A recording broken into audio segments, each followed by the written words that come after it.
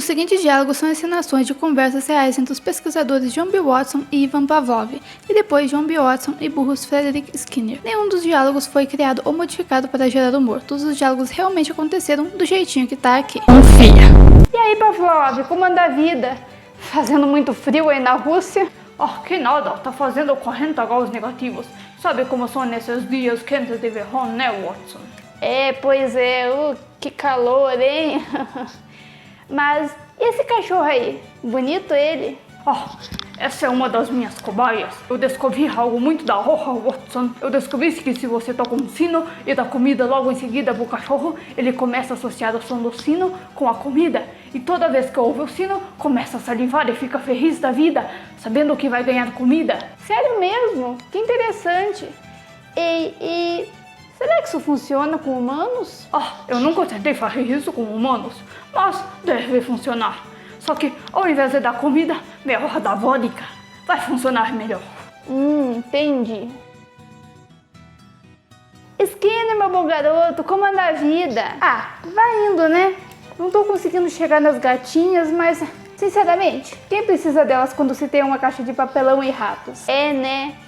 Mas você pode usar os ratos para trazer as gatinhas, hein? Nossa, Watson, tá parecendo meu tio com piada do pavê.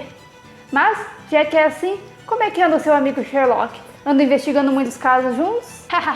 Essa foi boa, meu bom Skinner. Mas então eu te pergunto, como anda aquela sua escola lá em Springfield? E o Bart Simpson, aprontando muito? Essa foi boa também. Adoro suas referências a coisas que ainda não foram inventadas. Mas o que tu quer, hein? Quero saber mais desses ratos aí. O que você anda estudando sobre eles? Eu comecei a dar comida pra eles sempre que eles acionam uma alavanca. E agora, sempre que eles estão com fome, eles acionam a alavanca, porque associam puxar a alavanca com ganhar comida. Que interessante! Você já pensou em fazer algo do tipo com pessoas? Já sim. Mas eu sou um pobre fudido que mal tem dinheiro pra criar ratos.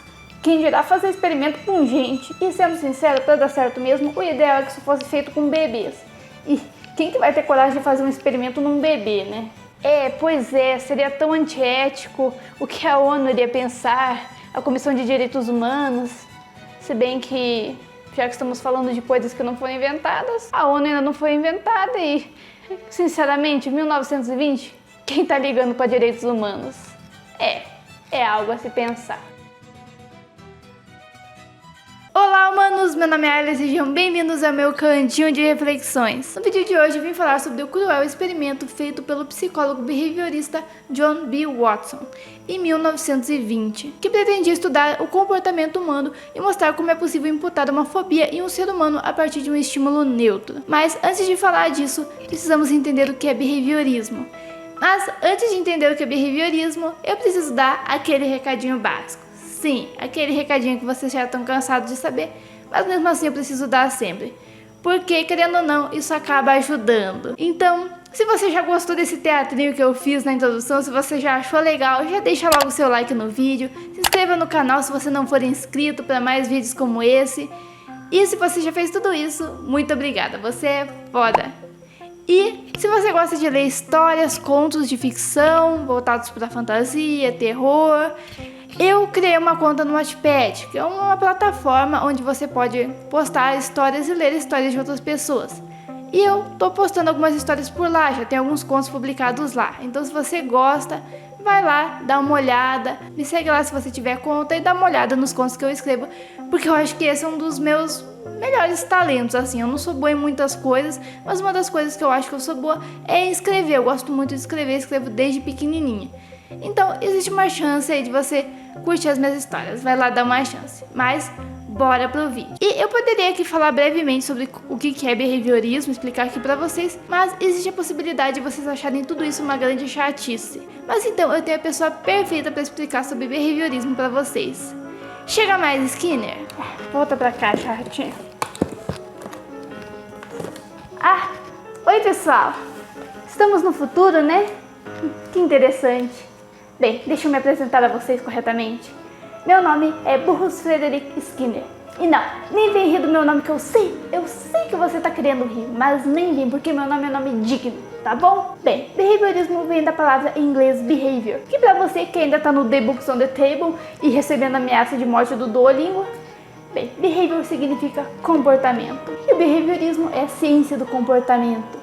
Basicamente, a gente não é de ficar nessas psicologias subjetivas de sensação e sentimento, que tal cor mexe com sensação e sentimento tal, e por isso no teste do Kizu você é o de mim do BTS. Não, a gente faz estudos científicos e objetivos com comprovação experimental, onde a gente visa observar o comportamento para ver o que leva alguém a se comportar de determinada forma. E acreditamos que isso está ligado ao ambiente, que tem influência direta no comportamento do animal, incluindo o seu comportamento, seu animal. Bem, acho que já entendemos, Skinner. Muito obrigada pela explicação. Ei, espera! Vocês não querem saber mais sobre os meus ratos? Eu crio pombos também. Posso falar tudo sobre eles. Outro dia, Skinner, outro dia. Agora eu tenho que falar sobre o experimento do Watson. Sei. Ninguém quer saber sobre meus ratos. Ah, Skinner, qual é? Bem, vamos logo falar desse experimento então, né? Coitado do Skinner, mas deixa ele lá. Ele ainda vai fazer muito sucesso com esses ratinhos dele. Principalmente com matar o caixa de Skinner. Mas bora lá falar agora não sobre o Skinner, mas sim sobre o John B. Watson, que é a figura central do nosso vídeo. Pois bem, Watson foi um dos primeiros nomes do behaviorismo, que inclusive influenciou Skinner. Apesar de ele ter feito o teatrinho, dele conversando com o Skinner tendo ideia, na verdade, na vida real, o Skinner foi influenciado pelas ideias de Watson. E ele é até hoje muito mencionado na psicologia e seus estudos são muito valorizados. Inclusive, eu já estudei sobre Watson na minha faculdade. Pra quem não sabe, eu sou formada em psicopedagogia, me formei ano passado. E eu já estudei bastante sobre ele nas matérias da faculdade. Então, sim, ele é um nome muito relevante nos dias atuais. E os seus estudos até hoje são muito utilizados para entender o comportamento humano. Porém, o Watson ele fez um experimento completamente antiético, que seria impossível algo assim nos dias de hoje, nunca seria aceito. Porém, na época, apesar de ter recebido algumas críticas, foi bem aceito pela comunidade acadêmica e fundamentou muito dos estudos posteriores sobre comportamento humano. Watson, inspirado nos experimentos feitos em cachorros pelo russo Ivan Pavlov, queria mostrar como um estímulo neutro, algo sem significado, associado a um estímulo aversivo, poderia gerar um comportamento associado, onde a pessoa associaria aquele estímulo neutro ao aversivo, e dessa forma, apenas pelo estímulo neutro, ela já teria a aversão, ela já teria a repulsa, porque na cabeça dela, ela associou o estímulo neutro ao estímulo aversivo, meio que virou a mesma coisa na cabeça dela. E dessa forma, com essa tese, ele mostraria como nós somos condicionados pelo ambiente. E qual a melhor forma de fazer isso? Qual a melhor forma de fazer um experimento para comprovar isso? Com cachorros, com ratos, com pombos, talvez com macacos? Não, nada disso. Já que o Watson estava querendo estudar o comportamento humano, então ele achou que o melhor jeito de estudar isso seria com cobaias humanas, mais especificamente com um bebê. Pois é, o Watson, para realizar o seu experimento, ele utilizou um bebê, que foi chamado de Pequeno Albert. Este bebê tinha a idade de 9 meses e ele estava no hospital em que o Watson estava realizando os seus experimentos. E ele estava no hospital em que o Watson estava trabalhando ali nos seus experimentos. Inclusive, o Watson fazia experimentos com muitos outros bebês. Porém, o mais famoso, ali, o mais controverso foi com o Pequeno Albert. E o experimento era simples. O que ele fazia? Ele pegava esse bebê e mostrava para ele ratos brancos, cachorros peludos, coelhos peludos e brancos. Ele mostrava esses animaizinhos peludos, felpudos, pro bebê, o Pequeno Albert. E o bebê não tinha grandes reações a isso, né? Meio tanto faz ali, ele não mostrava muitas reações, era um estímulo neutro. E aí, o que ele passou a fazer? Passou a fazer ruídos altos, extremamente altos, bater muito, muito forte para machucar os ouvidos do bebê. E depois de fazer esses ruídos muito altos, que deixavam o bebê muito mal, ele chorava, ficava muito mal com aquilo, ele ia lá e mostrava ratos brancos, mostrava cachorros felpudos, mostrava coelhinhos, mostrava coisas felpudas ali pro bebê. E ele começou a fazer isso várias e várias vezes, repetir várias e várias vezes o experimento. E chegou um momento em que o bebê, só de ver, ele não fazia nenhum ruído, ele simplesmente ia lá e mostrava um rato branco pro bebê, ou um cachorrinho, ou um coelhinho pro Pequeno Albert. O que o Pequeno Albert fazia? Desatava a chorar, mostrava medo, ficava com medo, assustado, querendo fugir daqueles animaizinhos felpudos. Por quê? Porque ele passou a associar coisas felpudas com barulhos altos. Então, um estímulo neutro foi associado com um estímulo aversivo, causando assim um comportamento de aversão. E dessa forma o bebê passou a ter fobia de coisas felpudas, inclusive uma generalização da fobia, porque ele passou a não ter medo apenas de ratos, cachorros e coelhos, mas sim qualquer coisa felpuda, inclusive objetos inanimados, como bichinhos de pelúcia e até mesmo algodão. Qualquer coisa que fosse felpuda e que lembrasse aqueles animais que ele era exposto, causava no bebê completo pânico. E isso é explicado porque um bebê, né, ainda mais nessa idade do Albert tão pequenininho, ele não tem conhecimento de mundo, ele não sabe o que é um rato, ele não sabe o que é um cachorro, ele não sabe o que é um coelho, ele não sabe nada disso, ele ainda está aprendendo as coisas, ele ainda está observando e apreendendo o mundo à sua volta. E é normal, por exemplo, que alguma criança pequena, quando você ensina pra ela o que é um cachorro, ela vê um gato e acha que é um cachorro também, porque ela associa, tem 4 patas, tem 2 orelhas, é peludo, tem rabo, então é um cachorro, isso é um cachorro. E aí qualquer coisa que tenha essas características, ela vai associar um cachorro.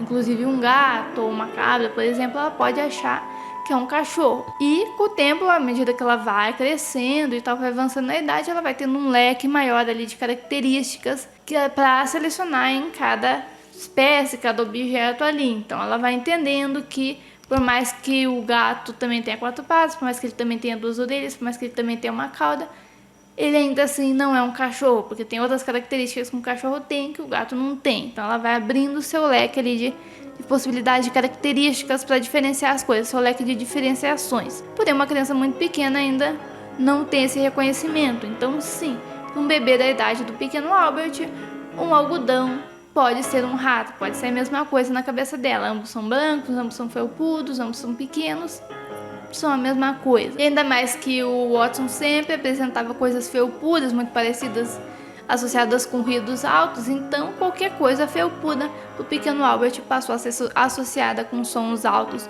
ou seja, com pavor e medo. Inclusive, uma curiosidade aqui, uma vez eu estava passeando com meu pai e o meu cachorro. Eu tenho um cachorro, que foi o que apareceu aqui nesse vídeo mais cedo, ele é um cachorro grande, né? E a gente estava passeando e uma criança pequena apontou pro meu cachorro e falou: "Ó, mãe, um boi!" E o meu pai caiu na gargalhada. E a mãe falou: "Nossa, não é um boi, é um cachorro." Mas é porque a criança pequena ela ainda tá associando as coisas. Então imagino que ela deva ter visto bois ali, mais ou menos no mesmo padrão de cores do meu cachorro, né? Branco, com manchas pretas, né? Igual a gente tem a imagem da vaquinha. Então ela devia ter isso na cabeça dela. Ela devia não estar acostumada com cachorros grandes, igual o meu. Então ela viu um cachorro grande com esses mesmos padrões de cores dos bois que ela estava acostumada a ver e associou, e para ela aquilo era um boi. Então é normal, crianças realmente têm essa dificuldade mesmo. Ali uma situação na prática mostrando isso, que crianças pequenas elas ainda têm dificuldade de diferenciar as coisas, de diferenciar as características. Elas ainda não têm um leque muito grande de diferenciação de características. E bem, o experimento foi finalizado. E até hoje é um mistério sobre quem é o pequeno Albert. Até hoje não se sabe ao certo quem era aquele bebê, porque o Watson sempre se recusou a revelar sua identidade. Até porque isso não seria, né, eticamente profissional, né? Você deve guardar ali a identidade das pessoas ali da sua pesquisa. Até quando você é um pesquisador ali que vai entrevistar pessoas e tal, a sua pesquisa, você não pode revelar a identidade dessas pessoas. É algo antiético, antiprofissional. Então sim, realmente não teria como o Watson revelar quem era o bebê. Ele não poderia fazer isso. Então isso acabou se tornando um grande mistério. E dessa forma não se sabe o que aconteceu com a criança após finalizado esse experimento. O que aconteceu com o pequeno Albert sendo exposto a um experimento tão cruel, que tanto machucou ele. E esse experimento comprovou as ideias de Watson, né? Comprovou que sim, o condicionamento ambiental ele pode condicionar o nosso comportamento, ele pode mudar o nosso comportamento. Nós somos influenciados pelo ambiente.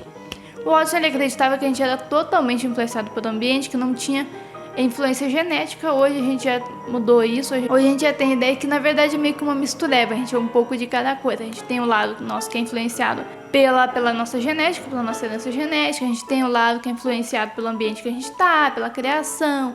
É o lado psicológico. Então a gente tem muitas variáveis aí que influenciam a nossa personalidade, né? Então hoje a gente sabe que não é totalmente uma questão do ambiente. Porém sim, o ambiente é muito influenciável, ele influencia muito em quem nós somos.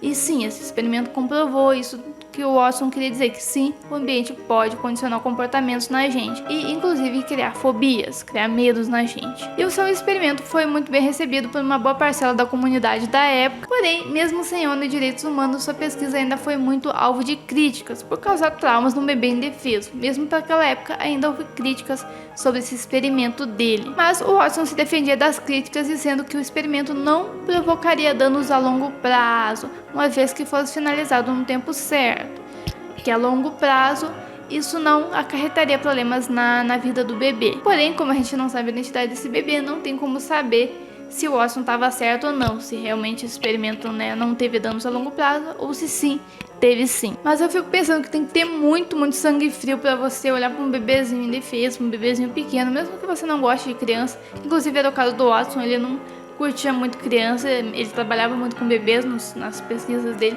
mas ele não gostava de bebês, ele não gostava de criança, ele achava muito irritante, ficavam chorando e tal, e faziam um cocô nas fraldas e tal, e ele não gostava. Mas eu acho que mesmo que você não goste de criança, tem que ter muito sangue frio para você olhar para um bebê e ficar assustando ele, provocando choro nele propositalmente e depois ainda expondo ele a criaturas peludas, fofinhas, que, né, uma coisa agradável ali, que uma criança normal iria gostar, tal, que bonitinho. E você fazer ele ter medo, ele ter trauma disso, sabe, de algo que era pro bebê achar legal. É bem cruel mesmo, assim, foi um experimento, tem muito sangue frio para conseguir fazer algo assim. Mas na época as pessoas eram meio assim mesmo, né? É complicado a gente julgar com os padrões de hoje. Antigamente, não tô justificando o Watson, se acha que foi errado esse experimento dele. Ele também poderia ter feito o contrário, né? Da mesma forma que o Pavlov fez com os cachorros. Era, na verdade, um estímulo positivo, né? O sino era um bom sinal para os cachorros. Os cachorros, eles ouviam o sino e logo depois o Pavlov ia lá e dava comida para eles. Eles associaram o som do sino com comida. Então eles ouviam o sino e eles já salivavam, já esperando por comida.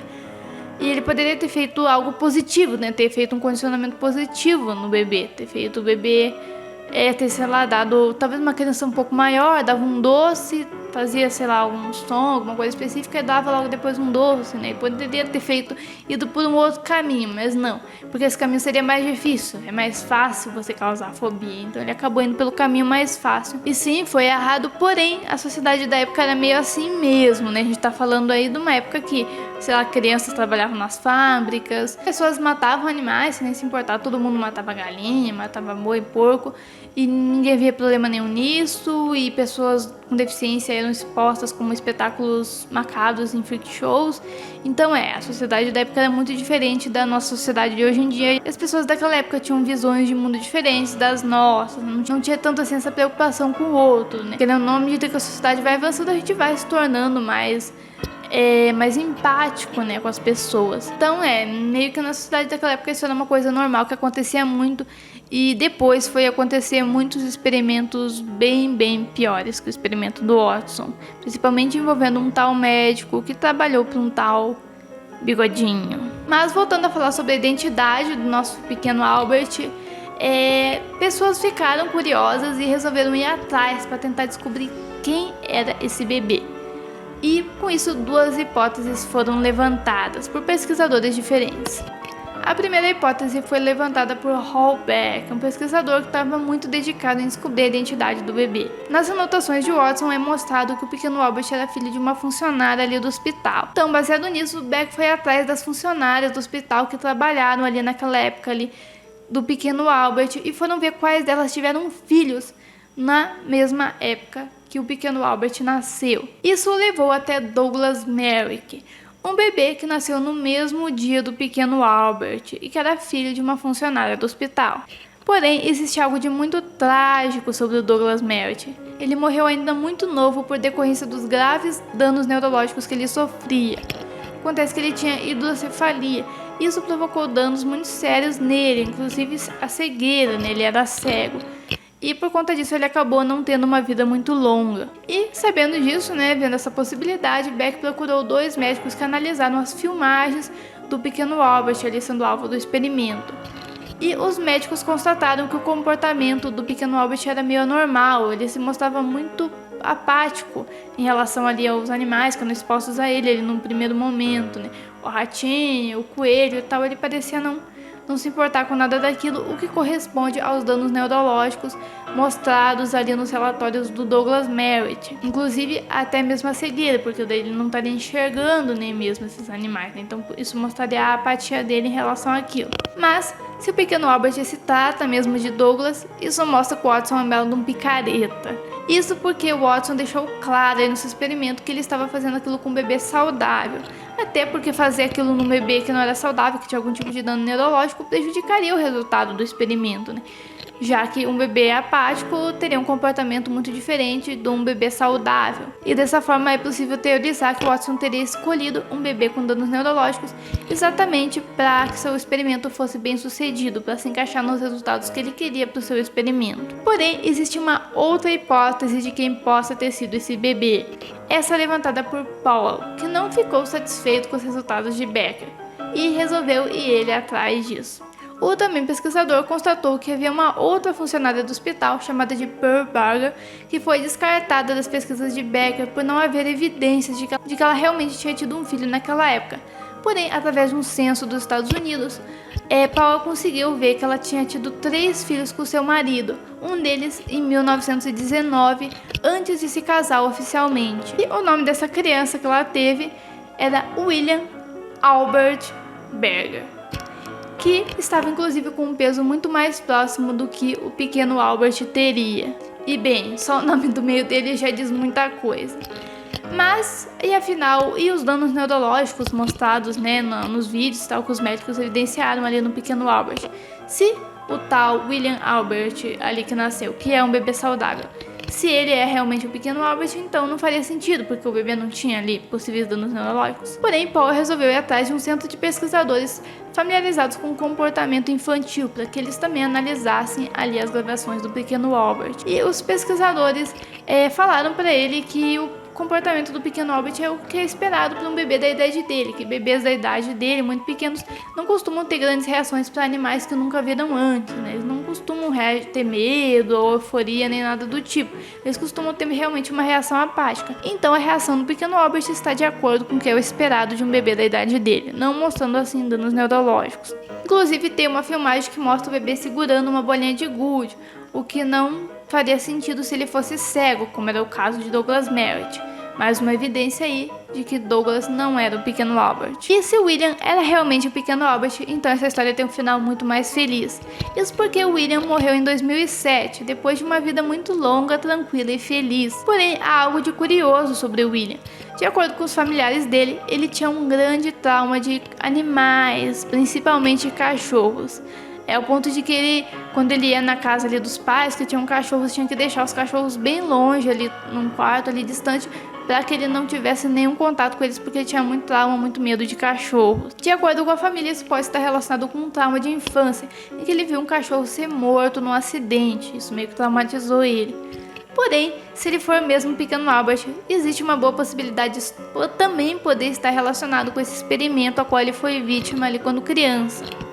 E se for o caso, isso mostra que realmente o Watson não era um picareta, que ele realmente utilizou um bebê saudável, mas que sim, o seu experimento pode ter gerado danos a longo prazo no bebê, que acabaram tendo efeito sobre ele por toda a sua vida. Mas e aí, o que acharam disso, hein?